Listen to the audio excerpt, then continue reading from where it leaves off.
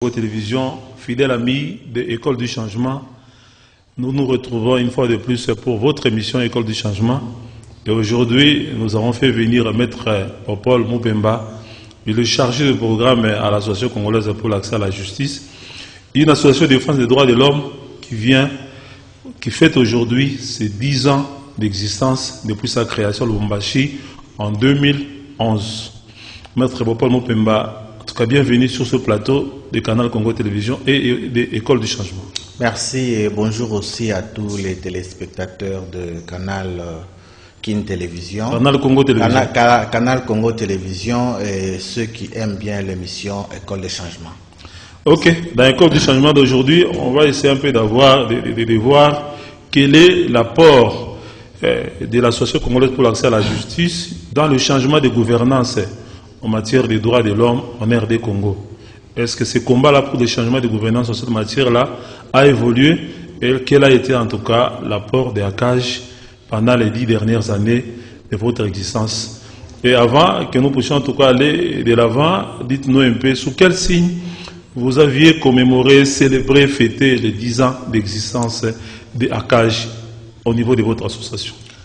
Au niveau de notre association, nous avons célébré les 10 ans de l'existence de la CAJ sous les signes de l'espérance, parce que nous nous sommes dit que nous avons mené un bon combat depuis longtemps, parce que comme vous avez entendu hier lors de différentes interventions de certains professeurs d'université ou soit certaines personnalités politiques, qui ont dit que le combat des droits de l'homme, c'est un combat noble, c'est-à-dire que c'est un combat de la civilisation. Et donc, nous estimons que le travail que nous avons abattu est en train de porter des fruits et nous célébrons ces 10 ans avec espérance parce que nous croyons que bientôt, et même très bientôt, nous aurons à obtenir réellement un changement sur la question des droits de l'homme. Oui, c'est le 12 septembre 2011 qu'ACAJ est né à Lubumbashi, oui, à l'initiative de jeunes juristes, dont Maître Georges Kapiamba, oui, qui en est le président jusqu'à maintenant. Je ne sais pas ce que vous pouvez me citer, les compagnons de lutte qui étaient à la base de la création de ACAJ avec Maître Georges Kapiamba. Est-ce que tout le monde est encore là? Oui, la plupart. Nous avons lui-même Maître Georges Kapiamba. Nous avons Maître Jean-Jacques Kadima qui est à Lubumbashi, nous avons Maître Toussaint, il est maintenant en Mbandaka, nous avons le bâtonnier Checha, et nous avons tant d'autres juristes, Maître Franck, qui sont toujours là en train d'œuvrer, chacun selon ses occupations, mais toujours avec un cœur à la cage. Oui, ACAJ en tout cas a été créé juste au lendemain, disons après l'assassinat de Floribert Chebeya, un éminent défenseur des droits de l'homme qui a été tué dans des conditions que nous connaissons, et son compagnon d'infortune, Fidel Bazan, n'a jamais été retrouvé. Est-ce que vous n'aviez pas, Kapiamba n'avait pas peur de pouvoir monter une organisation de défense des droits de l'homme pendant qu'un fondateur d'une autre organisation venait en tout cas d'être assassiné? Vraiment, c'est vrai que ça fait peur, mais il n'a pas eu peur parce que j'estime que vous étiez là hier à la cérémonie, vous avez entendu à la question qu'on lui avait posée de savoir est-ce que ça lui est déjà arrivé de se décourager ou de dire que bon ça va, ça ne change pas, j'abandonne. Il a dit lui-même, ça ne lui est jamais arrivé. C'est-à-dire qu'il reste déterminé et tous nous restons déterminés derrière lui pour ce noble combat qui est celui des droits de l'homme. Donc il n'a pas eu peur, au contraire ça nous donne encore de la hargne pour continuer à défendre ces droits de l'homme, parce que les droits de l'homme sont les droits qui doivent respecter la dignité humaine. Et celui qui s'engage pour respecter la dignité humaine devrait être respecté de tout le monde. Et voilà, c'est ça le respect qu'aujourd'hui nous estimons que la CAJ a au travers de Maître Georges Kapiamba, qui est son président national. Oui, au cours de cette cérémonie hier à Showbaz, dans cette salle-là, il y avait énormément de personnalités qui étaient venues, et le ministre des droits humains lui-même en personne, Maître Albert Fabrice Pouel, a été sur place. Et bon, quand le président de la CAJ, Maître Georges Kapiamba, a prononcé son mot de circonstance, Il a commencé d'abord par rendre hommage à Floribert Chebeya et à Fidel Bazana. Il a même souhaité que vraiment qu'on puisse assurer la réouverture du procès de ce double assassinat. Oui. Je ne sais pas quels sont ces éléments nouveaux qu'il a évoqués qui peuvent faire en sorte qu'on puisse, en tout cas, selon vous, Maître Paul Mopemba, réouvrir de nouveau ces procès. Bon, nous avons rendu hommage à ces grands défenseurs des droits de l'homme qui a été lâchement abattu par les personnes qui ont de l'intolérance politique. Et bien voilà, les éléments nouveaux, tous nous les avons entendus. Il y a eu des témoignages, il y a eu certaines arrestations de certaines personnes qui étaient en fuite.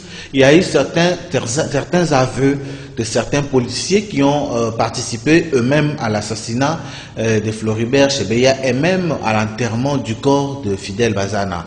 Et donc nous estimons que tous ces éléments sont nécessaires pour qu'ils soient encore débattus dans une audience, dans un procès public, afin que la lanterne de l'opinion nationale et internationale soit éclairée.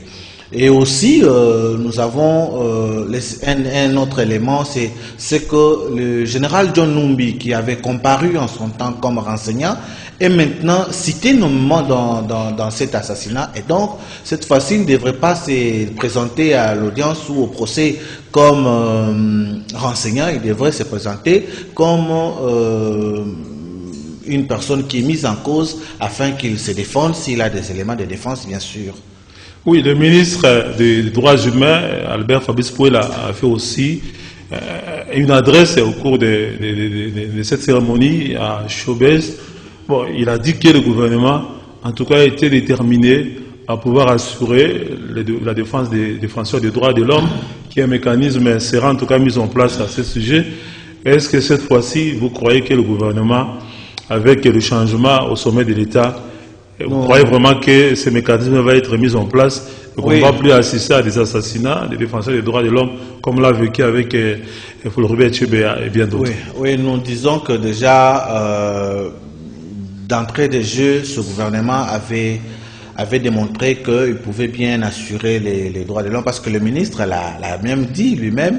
Il a dit que lui est comme la sentinelle du gouvernement sur des questions de droits de l'homme. C'est-à-dire que si un membre du gouvernement ou soit une autorité quelconque s'exerce ou s'aventure à violer les droits de l'homme, lui, il se mettra au créneau pour défendre les droits de l'homme. Et c'est comme ça que d'ailleurs nous les félicitons pour toutes les actions qu'il est déjà en train de mener et que nous sentons déjà sur le terrain qu'il est en train de s'imposer petit à petit. Nous avons entendu par exemple cette question des Koulouna qui sont partis à Kanyamaka. Le ministre est monté au créneau pour dire que cette façon de faire n'était pas bonne, elle violait les droits de l'homme.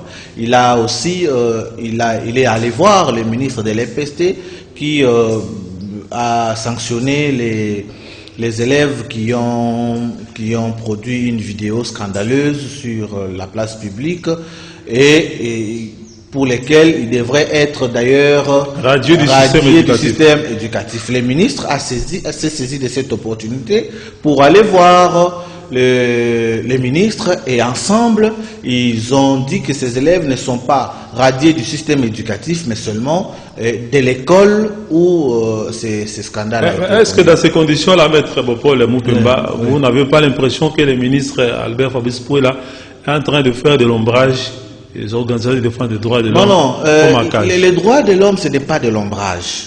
Les droits de l'homme doivent être respectés. On a dit que le droit de l'homme, c'est le droit de la dignité humaine. Les droits de l'homme c'est un tout. Hein. Ici, il faut un peu faire de la pédagogie. Les droits de l'homme, c'est un tout. Nous avons les droits civils et politiques, qui sont les droits de la première génération. Nous avons les droits sociaux et les droits économiques, sociaux et culturels. Et puis, nous avons les droits collectifs. Tous ces droits font un tout. Ce n'est pas que parce qu'on parle des droits de la première génération, de la deuxième génération ou troisième génération, c'est que les uns sont plus importants que les autres. Non, non. Ce sont tous les mêmes droits parce que nous devons les jouir ensemble. Et donc, le ministre est la sentinelle, effectivement, de ce droit parce qu'il est le ministre des droits humains. C'est-à-dire que s'il y a une autorité, tout en sachant que celui qui viole le droit, c'est celui qui est investi du pouvoir de l'État. Avec toute la puissance que l'État lui donne, une personne peut facilement comme ça commencer à violer ou à marcher sur le droit des autres. C'est comme ça que le ministère de la Justice fait le travail de la sentinelle. Chaque fois qu'il y a un droit qui est violé, il est là pour sonner la sonnette d'alarme et dire à celui qui prend une décision quelconque qu'il doit faire attention parce qu'il doit, dans sa décision, respecter les droits. Donc il ne fait pas ombrage, au contraire, il est en train de faire la promotion des droits de l'homme. Donc comme vous n'êtes pas gêné que les ministres soient beaucoup plus actifs que certaines organisations? Non, non, chacun fait son travail, chacun fait son travail. Nous ne sommes pas l'État. Nous sommes un groupe de pression. Une organisation, c'est un groupe de pression. Nous faisons la pression à notre niveau et selon notre rayon.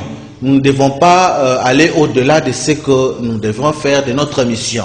Donc notre mission, c'est aussi alerter les autorités et justement aller vers le ministre des Droits humains, lui dire, toi qui es dans ce gouvernement, va dire à tes collègues que voilà, là-bas les droits sont violés et là-bas les droits ne sont pas respectés. Donc il ne fait pas ombrage au travail des droits de l'homme, mais au contraire c'est un partenaire, raison pour laquelle vous l'avez vu hier à notre célébration des 10 ans. Oui, voilà, 10 ans d'existence déjà pour ACAJ, Association Congolaise pour l'accès à la justice. Nous sommes avec Maître Paul Moubemba, il est chargé du programme de ACAJ qui est dirigé par le président Maître Georges Kapiamba. Au cours de la cérémonie d'anniversaire le samedi, Georges Kapiamba a essayé quand même un peu d'évaluer le travail fait par ACAJ, un bilan à mi-parcours. Si on vous demandait, vous, Maître Paul, de pouvoir résumer un peu, de faire un bilan à mi-parcours, qu'est-ce que vous direz? Bon, s'il faut faire un bilan à mi-parcours, c'est que la CAJ a son actif beaucoup d'activités que nous avons menées pour la promotion et la défense des droits de l'homme. Nous avons formé, nous avons initié des formations à l'égard, les formations au bénéfice des policiers, des magistrats, des avocats, des membres de la société civile, tant dans la capitale que dans les provinces. Nous avons fait l'accompagnement juridique et judiciaire des victimes de violations des droits de l'homme.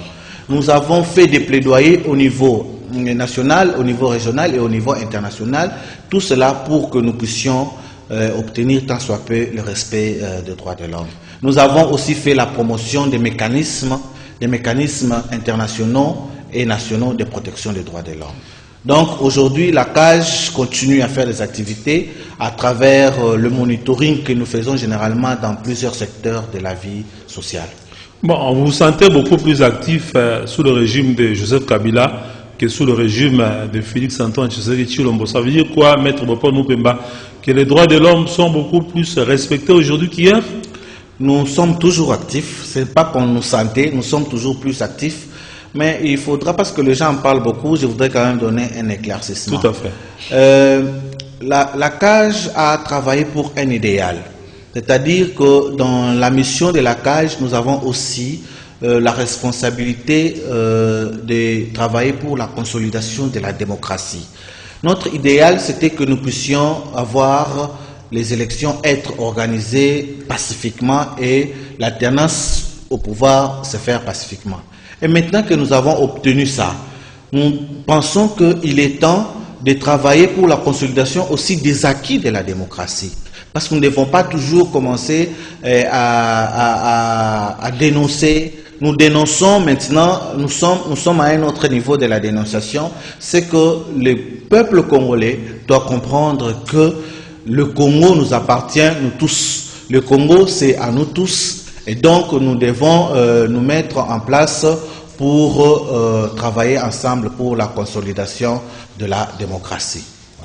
Voilà, pour la consolidation de la démocratie. Mais nous avons par exemple certaines manifestations qui sont étouffées, même réprimées, même des morts d'hommes, même des blessés.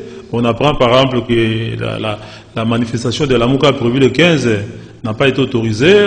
On évoque par exemple les restrictions relative à la maladie à coronavirus, mais les acteurs politiques de l'opposition surtout ne croient pas à ce genre de raisons invoquées, et crient toujours, disons, aux méthodes de l'époque passée.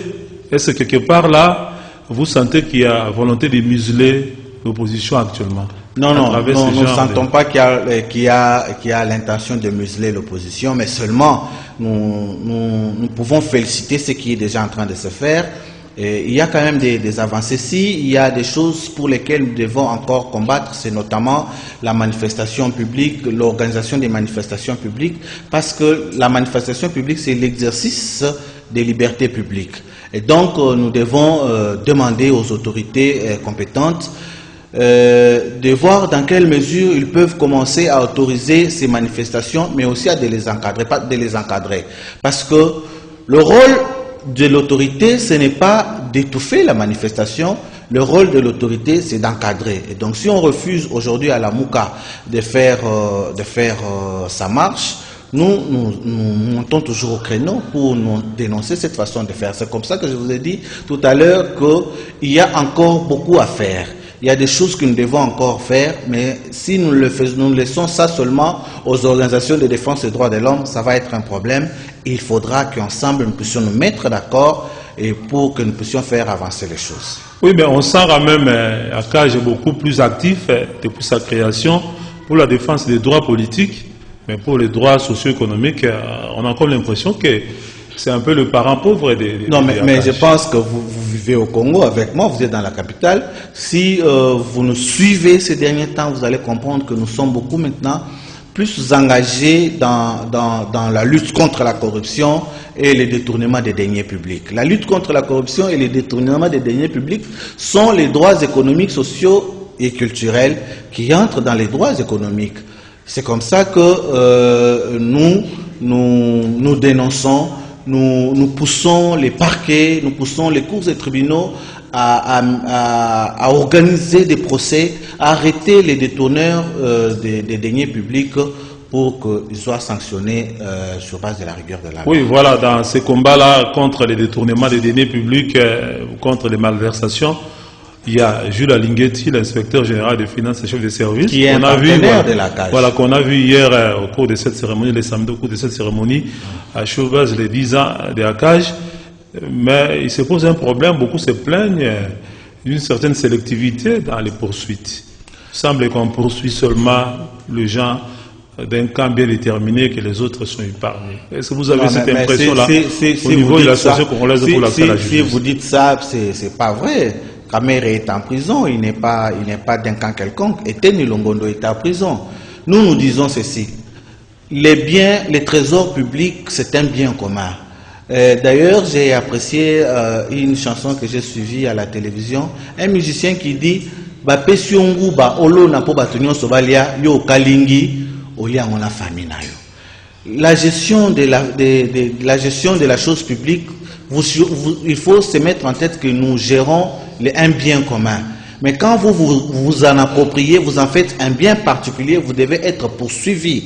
Et c'est justement ça l'erreur de nos politiciens. Ils sont en train de distraire la population. Quand quelqu'un a volé l'argent de l'État, il doit être poursuivi, arrêté et subir la rigueur de la loi. On ne doit pas commencer à dire que c'est un acharnement, c'est tous les mots que vous connaissez qu'on utilise pour les politiques. Et Teni Longolo, il est de la famille présidentielle. Mais quand même le cas du Premier ministre Augustin Matata Ponyo qui dit avoir été empoisonné et que chez nous ici il n'y a pas un plateau technique pour pouvoir les soigner, qu'on n'autorise pas à aller se faire soigner à l'étranger. Ça énerve quand même. Matata Ponyo n'est pas le premier à être empoisonné dans ce pays. Ça, il faut qu'on se le dise. Oui. Matata Ponyo n'est pas le premier à être empoisonné dans ce pays. Il y a beaucoup d'autres personnes qui sont empoisonnées et qui ont trouvé la guérison seulement dans ce pays ici. Parce que selon les petites informations que j'ai, ceux qui empoisonnent, ce sont eux qui ont encore l'antidote de ces poisons là-bas. Bon, c'est vrai que le droit à la santé, c'est un droit garanti. Mais seulement, est-ce que Matata Pogno ne veut pas vouloir fuir la justice congolaise? S'il estime qu'il a un contentieux avec la justice congolaise, je pense à mon avis qu'il devrait aller répondre. Et d'ailleurs, j'ai lu un communiqué, je crois, du procureur près la Cour de la constitutionnelle plutôt, qui dit qu'il vienne d'abord répondre et là on lui donnera l'autorisation. C'est quoi de plus facile? Qu'il aille répondre à la justice, on lui donnera l'autorisation pour aller se faire ça. Oui, Maître Paul Moupemba, vous êtes chargé de programme de l'association congolaise pour l'accès à la justice.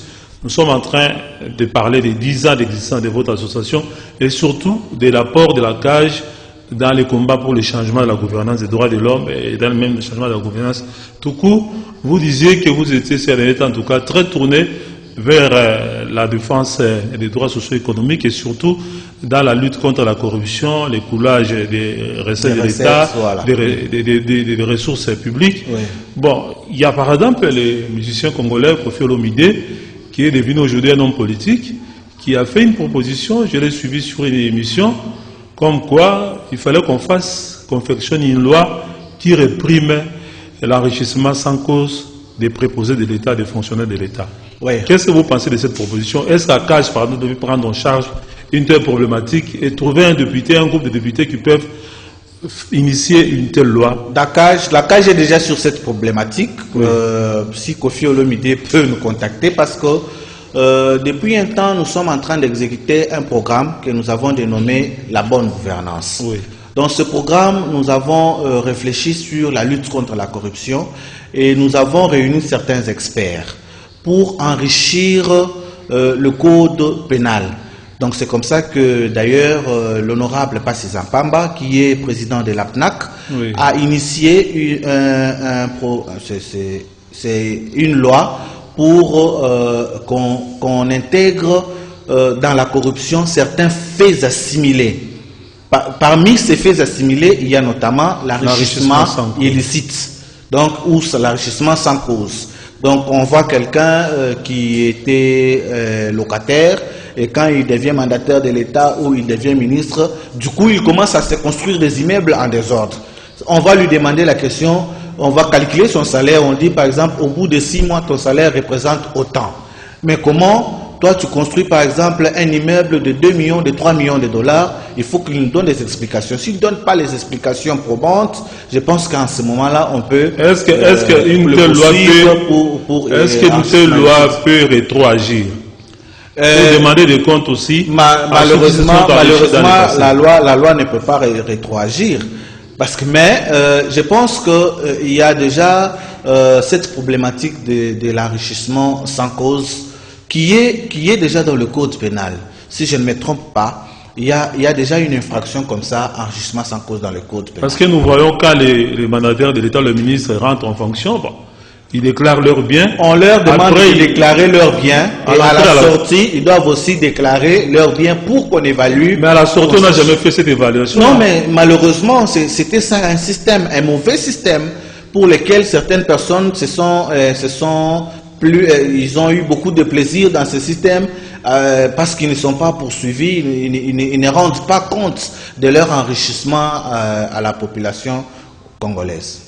Oui, Maître Paul Moupemba, chargé de programme de ACAJ, quelles sont les perspectives d'avenir pour ACAJ? ACAJ peut encore faire combien d'années, des siècles, je ne sais pas. Oui, est-ce que le président Kapiamba prépare aussi la relève? Oui, nous sommes là, nous sommes des jeunes défenseurs des droits de l'homme. Et d'ailleurs, moi, depuis que j'ai fini mes études, je n'ai fait que ce travail-là de défenseur des droits de l'homme. Donc, la CAJ a comme ambition de devenir carrément une organisation panafricaine, pourquoi pas une organisation internationale.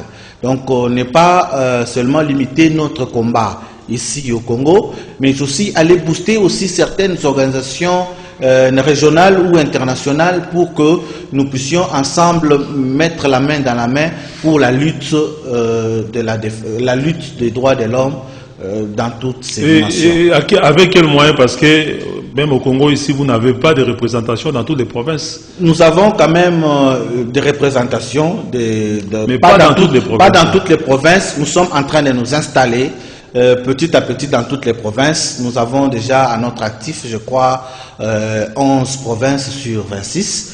Mais nous sommes en train de nous installer dans toutes les provinces. Mais quand vous dites avec quels moyens? Avec vos moyens. Parce que une organisation de défense des droits de l'homme travaille avec les cotisations de ses membres, elle travaille avec les dons et les legs, elle travaille avec les subventions aussi de l'État. C'est comme ça. Est-ce que l'État vous subventionne? Non, l'État ne nous subventionne pas. C'est comme ça que j'en appelle à la responsabilité de l'État de réfléchir aussi à toutes les organisations de défense des droits de l'homme, pas seulement des droits de l'homme, mais aussi les organisations de la société civile, de le subventionner parce que l'État tire la bonne matière des organisations. Est-ce que le problème, ce n'est pas aussi qu'il y a quand même une floraison des organisations de défense des droits de l'homme, même de la société civile? Il y a une floraison. Tout comme les partis politiques. Tout comme les partis politiques, il y a une floraison, mais nous savons cibler qui subventionné, qui n'est pas subventionné. Oui, nous savons cibler quelles sont les organisations qui travaillent. Aujourd'hui, s'il faut parler des partis politiques, nous savons qu'il y a certaines partis qu'on appelle les grands partis politiques, mais il y a aussi les grandes organisations des droits de l'homme qui travaillent effectivement. Mais aussi, il y a des organisations des droits de l'homme qui sont des organisations des mallettes. Ils attendent seulement certaines opportunités pour faire beaucoup de bruit et parfois empêcher même des bonnes actions des organisations qui travaillent. Ah oui, Maître Bopol Mopemba, nous sommes en train pratiquement de cheminer vers la fin de cet entretien marquant à l'occasion de l'anniversaire de ACAJ, 10 ans d'existence. Bon, vous disiez que vous allez vous étendre à travers, en dehors des frontières nationales, mais sur le terrain ici, apparemment, il y a encore beaucoup de choses à faire. Il y a par exemple, là où on a décrété l'état de siège, il y a énormément de problèmes. On a suivi dernièrement qu'un député provincial, par exemple, de l'Ituri, avait été condamné tout simplement parce qu'il aurait dénoncé les détournements des ordinateurs qui étaient destinés à des écoles dans le cadre de la gratuité de l'enseignement de base. Ce sont des questions que nous devons dénoncer. Ce sont des questions pour lesquelles nous sommes en train de travailler pour que ça s'améliore. Le travail de défense des droits de l'homme, nous ne disons pas que nous venons comme ça, nous nous retrouverons dans un pays où il y aura enfin, il n'y aura plus de violation des droits de l'homme. Ça, c'est de l'utopie. Donc je pense qu'à un certain moment, nous devons continuer pour qu'il y ait moins de violations des droits de l'homme. C'est le travail que nous sommes en train de faire et c'est ça notre détermination, afin que nous ayons moins de violations des droits de l'homme. Même dans les pays où nous disons les grands pays démocratiques où les droits de l'homme sont respectés, il y a toujours des violations. Mais quand par exemple vous vous rendez compte que des pratiques de l'époque ancienne, de l'ancien régime, sont reproduites sous ces régimes, ça vous fait quoi? Nous avons appris par exemple notre consoeur Tatiana Osango aurait été enlevée et se retrouverait jusqu'aujourd'hui dans les cachots de la NER. Et pourtant, si elle a commis des infractions des droits communs, je crois que sa place c'est devant les cours et devant les parquets.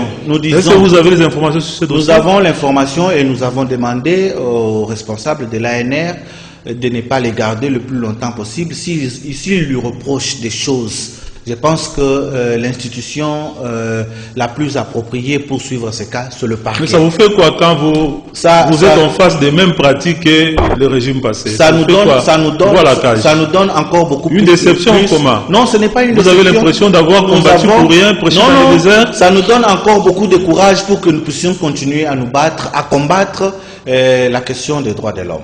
Ça nous donne encore beaucoup plus, des moyens pour que nous puissions avoir des techniques, des méthodologies, approcher les autorités pour voir dans quelle mesure ces pratiques doivent être abandonnées. Mais on peut quand même, nous, de la presse, nous pourrons nous rassurer qu'ACAJ va en tout cas suivre des presses et dossiers. Oui, mais c'est depuis longtemps. Pour que si elle a commis une faute, depuis longtemps, nous sommes en tout cas traduits devant son juge naturel. Depuis longtemps, nous sommes toujours avec la presse. Et d'ailleurs, pour votre information, l'ACAJ a un groupe de journalistes que nous appelons les journalistes des droits de l'homme nous les avons formés sur des questions relatives aux droits de l'homme et j'estime que dans leur travail, ils le font tout en respectant aussi les droits de l'homme. Parce qu'il y a un certain moment où les journalistes s'est donné à dire de n'importe quoi, même à commettre certaines infractions dans leur façon de faire. Et ces journalistes, nous les avons formés